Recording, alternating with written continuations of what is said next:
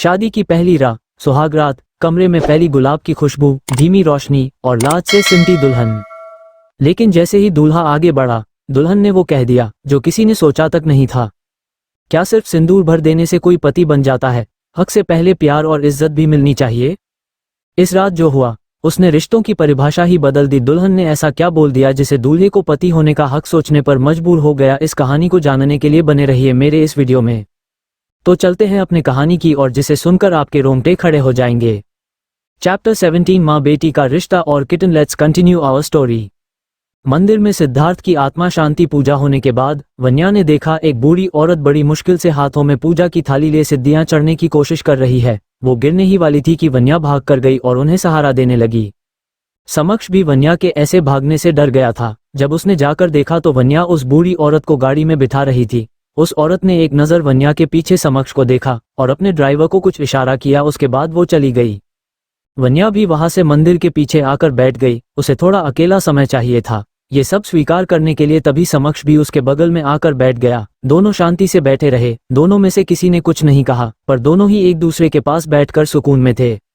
वन्या ने थोड़ी देर की चुप्पी के बाद कहा, अब यहाँ से कहा जाए। समक्ष ने सामने देखते हुए कहा, मैंने तुम्हें पहले ही बता दिया था, मेरे आगे पीछे कोई नहीं है। ना तुम्हें महंगी गाड़ी दे सकता हूँ, ना ब्रांडेड कपड़े और ना ही बड़ा घर। तुमने ये सब जानकर भी शादी के लिए हाँ कहा। शायद उस वक्त तुम्हें एहसास नहीं हुआ, लेकिन अभी भी वक्त तुम अपने कदम पीछे ले सकती हो। वन्या, मैंने अपने पूरे होश हवास में आपसे शादी के लिए हाँ की थी, और क्यों थी ये आपको भी याद हो। अब मैं पीछे नहीं हट सकती। ये सुन के समक्ष चेहरे पर हल्की मुस्कान आ गई जिसे वन्या नहीं देख पाई। समक्ष ने मन में कहा, आज मौका था तुम्हारे पास मुझे छोने का, लेकिन तुमने ऐसा नहीं किया और मैं सिर्फ एक बार मौका देता हूँ किटन। पर फिर समक्ष ने गंभीर अभिव्यक्ति के साथ कहा, ठीक है, फिर अगर तुम इस शादी में रहना चाहती हो तो निभाना भी पड़ेगा जैसा कि हमारे बीच तय हुआ था। मैं तुम्हें इन सब चीजों की जगह रूह का सुकून, होठों की हंसी और 3 वक्त खाना दे सकता हूँ। वन्या ने ये सुनकर कहा, जिंदगी बिताने के लिए यही बहुत है, चलो फिर घर चलते हैं। समक्ष ने कंफ्यूज्ड होकर कहा, कौन से घर? समक्ष को लग रहा था कि वन्या उसे अपने घर ले जाने की बात कहेगी। वन्या, कोई किराए पर धुंध लेंगे, बजट में बाकी बातें फिर करते हैं अपने घर जाकर। समक्ष कुछ कहता उससे पहले ही किसी की आवाज आए, तेरा अपना ससुराल होते हुए तू किराए के घर में क्यों रहेगी? समक्ष और वन्या ने पीछे पलटकर देखा तो वहां दर्शनी जी रुद्र के साथ खड़ी थी। वन्या ने कहा, कौन सा ससुराल में माँ? वन्या बोलते बोलते रुक गई। उसे समझ नहीं आ रहा था वो किस रिश्ते से दर्शनी जी को माँ कहे। जिस वजह से उसका रिश्ता दर्शनी जी से बना था, अब वो वजह ही नहीं है।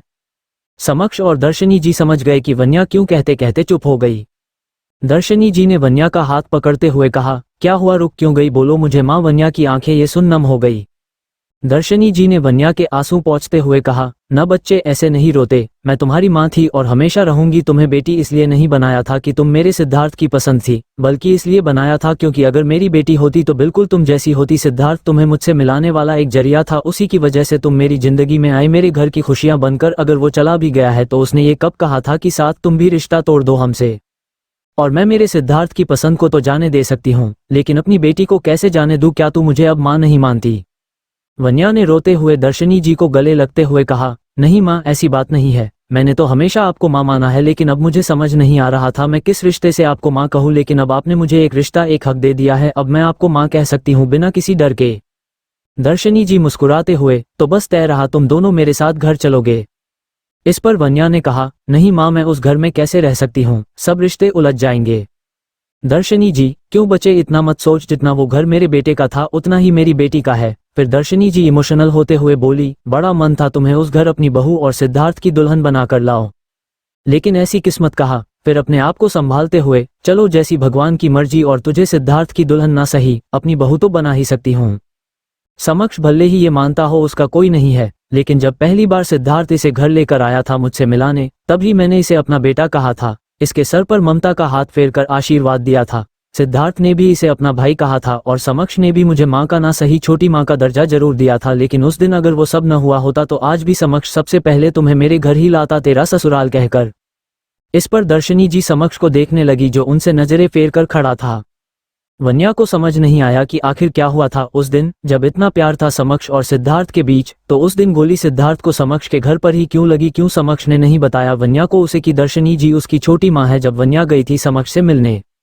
ये सिर्फ सवाल थे जिनके जवाब या तो दर्शनी जी दे सकती है या समक्ष। वन्या ने आखिर पूछ ही लिया, माँ क्या हुआ था उस दिन? इस पर दर्शनी जी कुछ कहती हैं उससे पहले ही समक्ष ने सर्द आवाज में कहा, अब कोई मतलब नहीं इन बातों का, जैसे उसे पसंद नहीं इन बातों का जिक्र होना। दर्शनी जी भी ये समझ गई। उन्होंने फिर कहा, हाँ पुरानी बातों का अब कोई मोल नहीं, तू चल मेरे साथ गाड़ी में जाकर बैठ, मैं पंडित जी से मिलकर आई।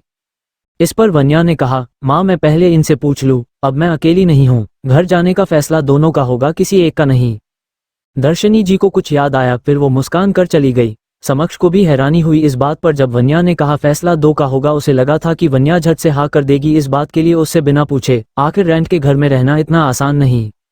कुछ था समक्ष के मन में जिसकी वजह से वो ना अपनी पहचान वन्या को बता रहा था, और उसे वन्या को लेकर भी मन में कुछ था जिसकी वजह से वो हर एक मोड़ पर वन्या को परख रहा था। ऐसा क्या था उसके मन में, ये तो समक्ष ही जाने। वन्या ने समक्ष को देखकर कहा, आप बताओ हमें वहां जाना चाहिए या नहीं? समक्ष ने कहा, हमें वहां जाना चाहिए, उन्होंने बड़े प्यार से हमें ये हक दिया है जिसे हम नकार नहीं सकते। इस पर वन्या ने कहा, वैसे भी कुछ दिन रह लेते हैं, उसके बाद कोई अच्छा सा फ्लैट लेकर वहां शिफ्ट हो जाएंगे, माँ का मान भी रह जाएगा और हम भी कुछ पैसे जोड़ लेंगे तब तक। इन सारी बातों के बाद वन्या और समक्ष घर की ओर चल पड़े।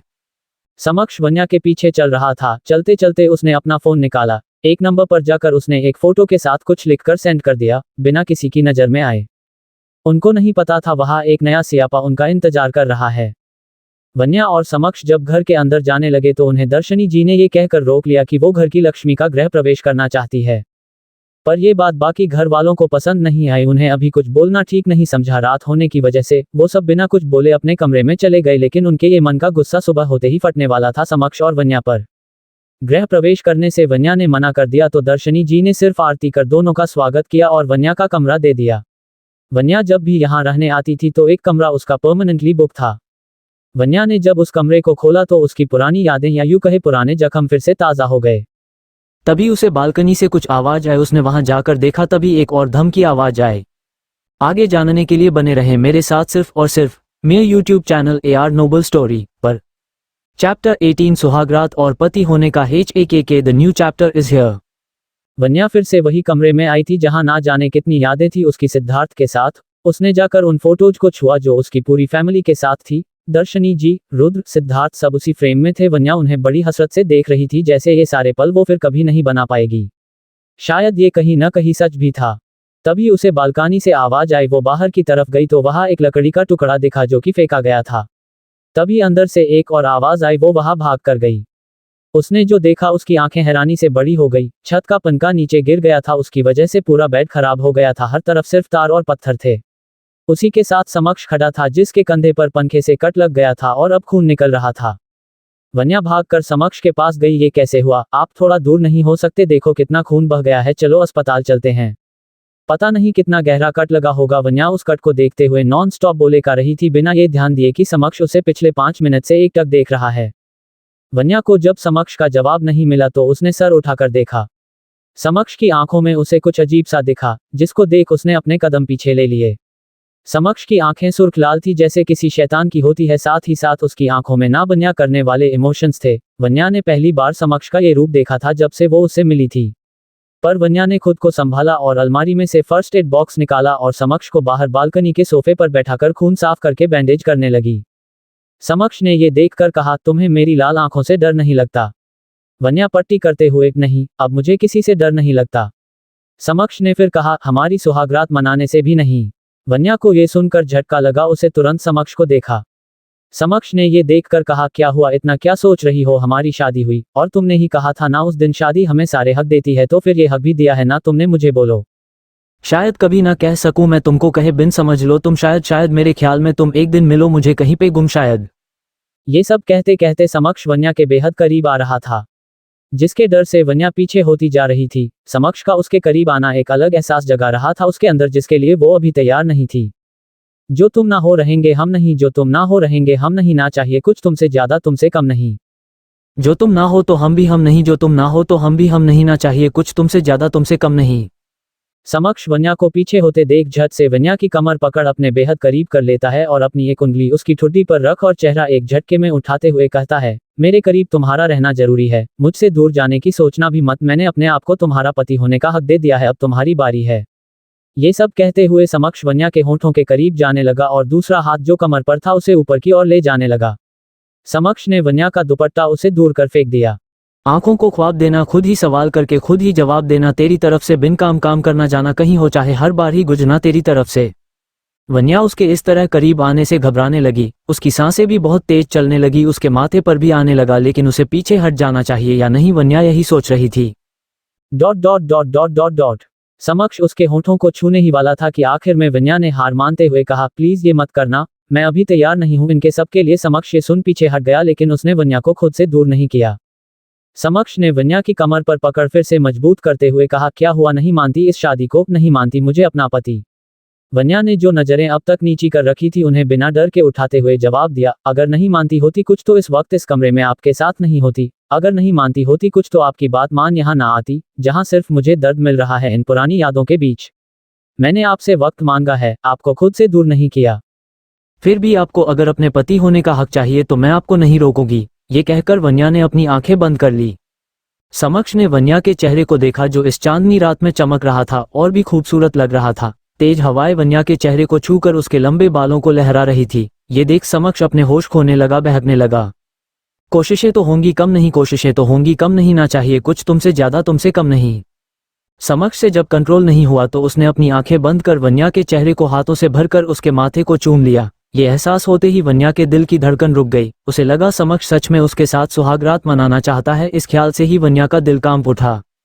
समक्ष के दिल को जब अभी भी शांति नहीं मिली तो उसने अपना बड़ा सा चेहरा वन्या की गर्दन में घुसा लिया और गहरी सांसें लेने लगा। वन्या साफ अपने बदन में हो रही हलचल महसूस कर पा रही थी। वो खुद दूर होती कि समक्ष ने बड़ी मोहक आवाज में वन्या के कान में कहा, वक्त दे रहा हूं तुम्हें, लेकिन अगर मुझसे कंट्रोल नहीं हुआ तो तुम्हें मुझसे कोई नहीं बचा सकता। ये कहकर समक्ष ने वन्या के कान को अपने होठों में दबा लिया। जो तुम ना हो तो हम भी हम नहीं, जो तुम ना हो तो हम भी हम नहीं, ना चाहिए कुछ तुमसे ज्यादा, तुमसे कम नहीं। वन्या इस एहसास से मचल उठी, उसके मुंह से एक आह की आवाज निकल गई। अपना असर वो इस कदर वन्या पर देख मुस्कुराए बिना रह ना सका। तभी किसी ने दरवाजे पर नोक किया। वन्या झट से समक्ष से दूर हो गई और अंदर कमरे में चली गई। दरवाजे के बाहर एक नौकरानी थी जो खाना लेकर खड़ी थी। उसने वन्या को देखकर कहा, दीदी, बड़ी मैडम ने आपके लिए खाना भिजवाया है। वन्या का खुद का खाने का मन नहीं था, लेकिन समक्ष ने सुबह से कुछ नहीं खाया था। समक्ष को भूख लगी होगी, इसके लिए वन्या ने खाना रख लिया। वन्या बालकनी में समक्ष को बुलाने गई जो अपने फोन में व्यस्त था। खाना खा लो, वन्या ने ये कहा और प्लेट लेकर समक्ष के पास आ गई। समक्ष भी बिना कुछ कहे खाना खाने लगा। उसने एक टुकड़ा खाया ही था कि उसकी बाजू से फिर से खून बहने लगा। वन्या ने ये देख समक्ष को रोक दिया। आपके हाथ से खून बह रहा है, हाथ पर प्रेशर ना डाले। समक्ष ने कहा, तो खाना कैसे खाओ फिर? वन्या, मैं खिला देती हूँ। वन्या समक्ष को खाना खिलाने लगती है। साथ ही साथ समक्ष भी वन्या का हाथ उसके खुद की तरफ मोड़ उसे वो निवाला खाने को कहता है। समक्ष और वन्या ने अपना खाना खत्म किया। अब समस्या ये थी कि वो सोए कहा, बेड पूरा खराब हो गया था और रात में सबको जगाना ठीक नहीं। वन्या को एक आइडिया आया। एक काउच बालकनी में था और एक अंदर रूम में रूम वाला काउच वन्या धकलते हुए बाहर ले आई। बालकनी में दूसरे काउच के साथ अटैच कर दिया। थोड़ा स्पेस भी छोड़ा और उसके बीच में 2 बड़े तकिए रख दिए जिससे नींद में कोई गिरे ना। ये एक बिस्तर जैसा ही दिख रहा था।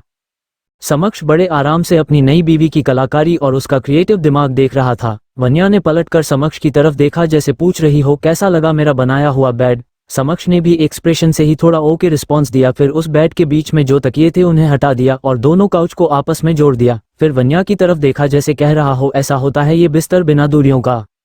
वन्या भी समझ गई, लेकिन उसने इग्नोर किया और अपने एक काउच पर ब्लैंकेट लेकर सोने लगी। समक्ष भी अपने काउच पर लेट गया और अपनी आंखें बंद कर ली। तभी पता नहीं समक्ष को अचानक क्या हुआ, उसने वन्या हाथ पकड़कर खींचा और उसकी कमर में हाथ डालकर अपने ऊपर कर लिया। वन्या शॉक होकर अपनी आंखें बड़ी कर समक्ष को देखने लगी। समक्ष ने तब भी अपनी आंखें नहीं खोली और वन्या का सर अपने सीने पर रखते हुए कहा, सो जाओ, मुझे घूरने से नींद नहीं आने वाली और मैं तुम्हें अपने करीब करके सो सकता हूँ, ये हक है मुझे। इस पर वन्या ने कुछ नहीं कहा और अपनी आंखें बंद कर जल्दी ही वन्या नींद में चली गई। उसे नींद में देख समक्ष ने उसे अपने और करीब कर लिया। सुबह वन्या नहाकर रूम से बाहर निकली और मंदिर की तरफ जाने लगी। रास्ते में ही किसी ने उसका हाथ पकड़ा लिया। वन्या ने पलटकर देखा तो वहां अनुज था, सिद्धार्थ के कजिन ब्रदर। अनुज ने कुछ कहा, वन्या कुछ कहती उसे पहल ही किसी ने अनुज के मुंह पर मुक्का मारा। आगे जाने के लिए बने रहें मेरे साथ सिर्फ और सिर्फ मेरे यूट्यूब चैनल पर। चैप्टर 19 अनाथ और सबसे बड़ा रिश्ता, the new chapter is here.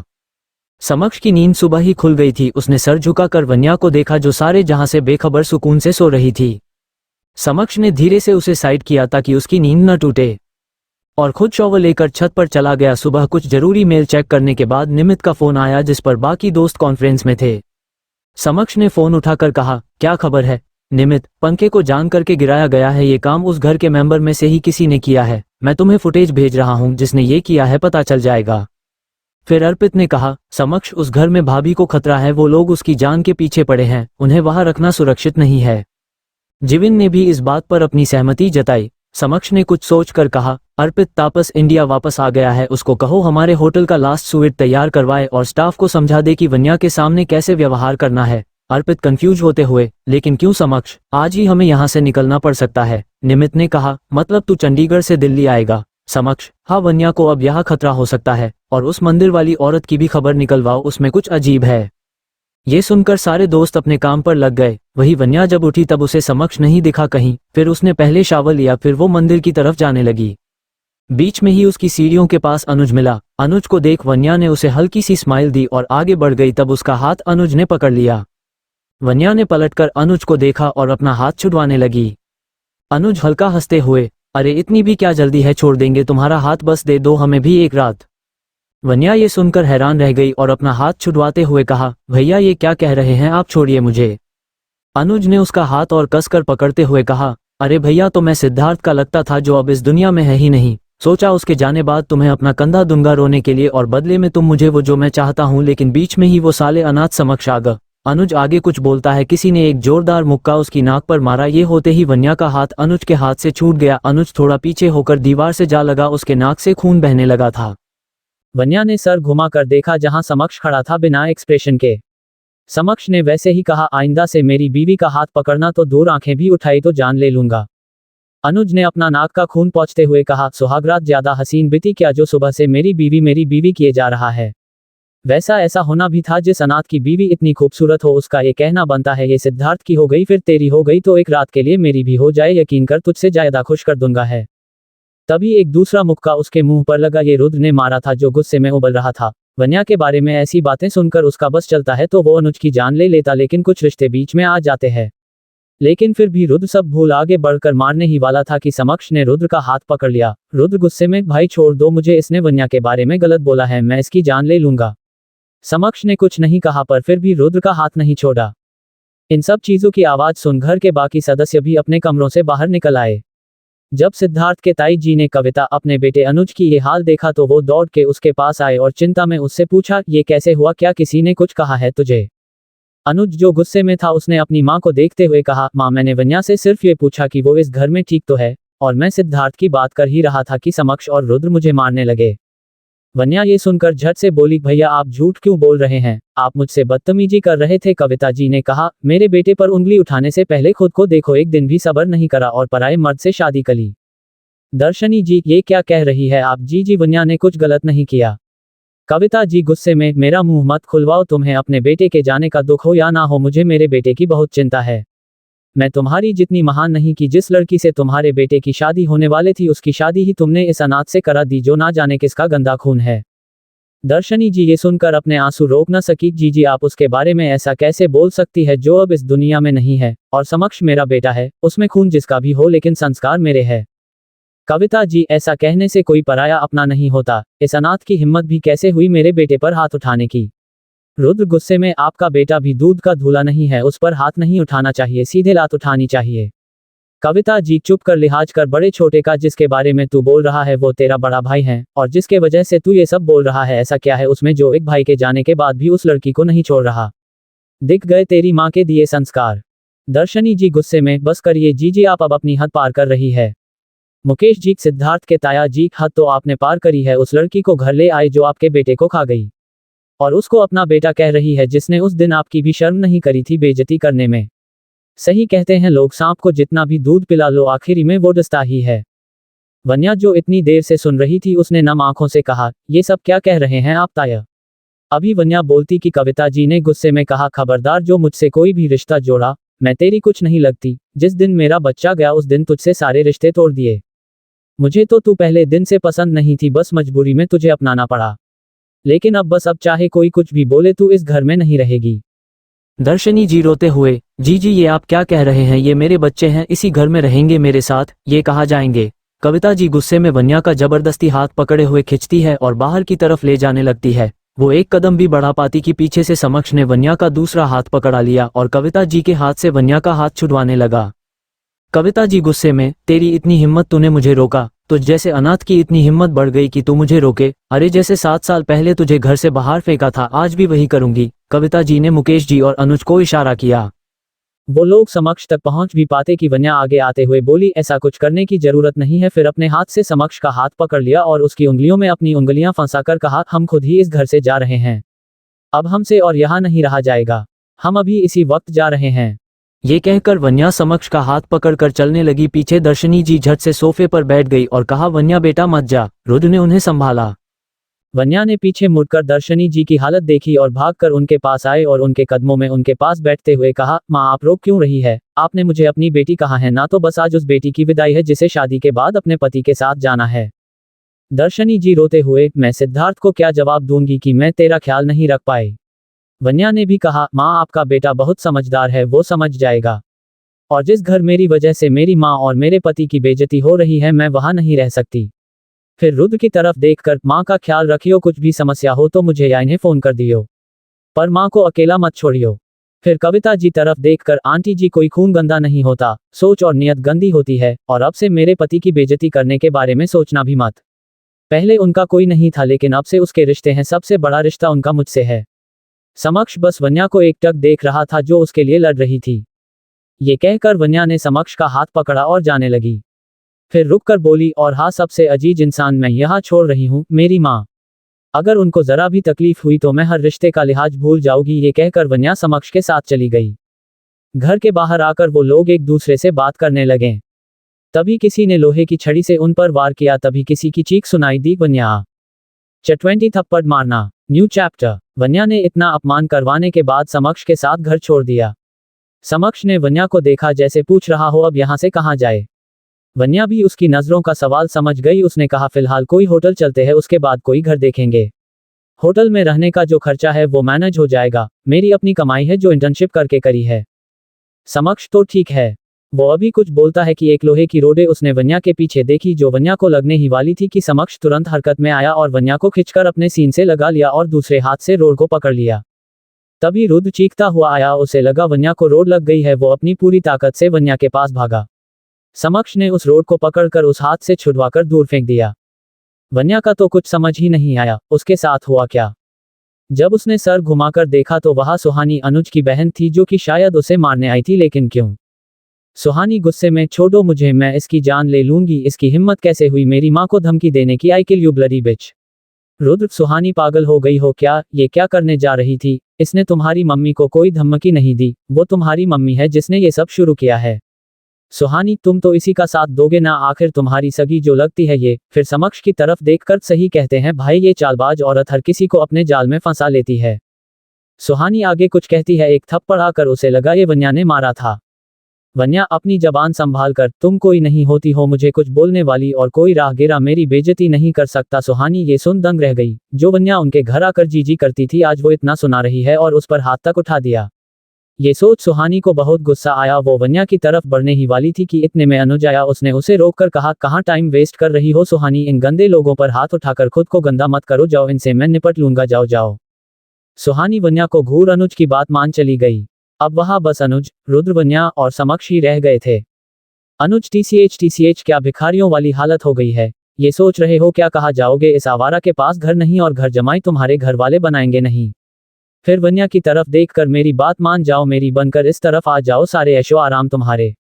वन्या ने गुस्से में फिर एक कसकर थप्पड़ अनुज को मारा। बहुत हो गया भैया, भैया अब अगर मुझसे बदतमीजी की तो मैं अपनी शराफत छोड़ दूंगी। अनुज गुस्से में बौखला गया। एक औरत से थप्पड़ खाकर वो वन्या के गले की तरफ बढ़ने ही लगा था कि बीच में ही समक्ष और रुद्र आ गए।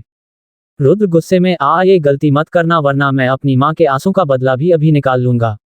समक्ष अनुज का कॉलर पकड़ते हुए धीमी आवाज में, ये आवारा अगर अपनी आवर्गी पर आया तो यही निपटा कर चला जाऊंगा सब कुछ।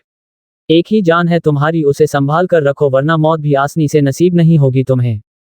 अनुज गुस्से में वहां से चला गया। रुद्र ने वन्या और समक्ष को देखकर कहा, तुम मेरे फ्लैट में चले जाओ, मैं चाबी लेकर आया। वन्या ने उसे रोककर कहा, नहीं रुद्र, हम खुद मैनेज कर लेंगे, अब सारी जिंदगी हम किसी का सहारा नहीं ले सकते, तू जा माँ को संभल, उनके साथ रह बस। रुद्र ने कुछ बोलना चाहा मगर समक्ष को देखकर रुक गया और चला गया। समक्ष ने कहा, दिल्ली में मेरे एक दोस्त का होटल है, हम वहां जा सकते हैं, दोस्त हैं तो कुछ डिस्काउंट और अन्य फायदे होंगे। वन्या ने कुछ कहना चाहा लेकिन कुछ सोचकर रुक गई और सिर्फ इतना कहा, ठीक है। समक्ष समझ गया वो कुछ कहना चाहती है लेकिन कह नहीं पाई, फिर उसने कहा, कहो क्या कहना चाहती हो। वन्या, बस दिल्ली जाने से पहले एक बार करनाल जाना चाहती हूँ, माँ पापा से मिलना चाहती हूँ, फिर पता नहीं कब वापस जाना होगा, करनाल नजदीक ही है, आज रात रुककर सुबह दिल्ली चले जाएंगे।